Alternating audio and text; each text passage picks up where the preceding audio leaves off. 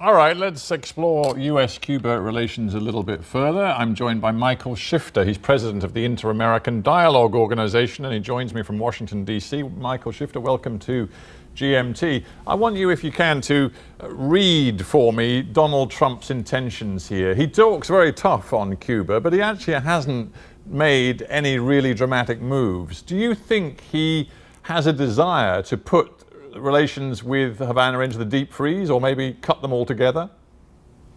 No, I don't think so. I think what he's trying to do is undo Barack Obama's legacy.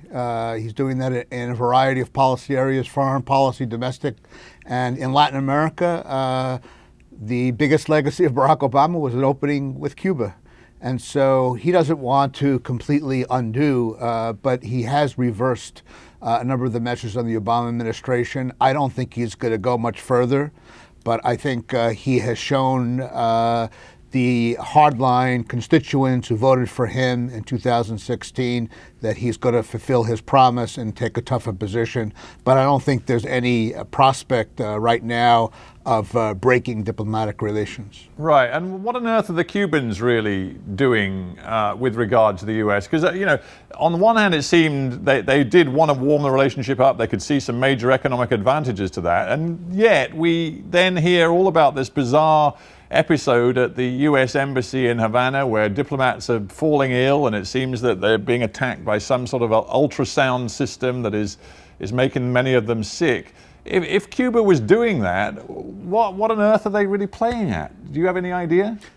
Well, I think this still is a mystery and a puzzle that we're trying to figure out exactly what happened. The way the Cubans reacted when this came to light showed that they were very, very upset about this. At least the Cuban government. There may be other forces within the government, other factions that seem to want this to happen. But certainly the Raul Castro government seemed to be very upset. The foreign minister came to Washington, spoke to Rex Tillerson, the U.S. Secretary of State, trying to get the U.S. to back off doing anything drastic. So every sign was that they were very upset about this. And it's still unclear exactly what happened. There are investigations going on, but we really don't know. The effects have been very unfortunate. Right. In a word, because we're out of time, in a word, when Raul Castro goes and he's replaced, is it going to be a big shift in stance toward America or not?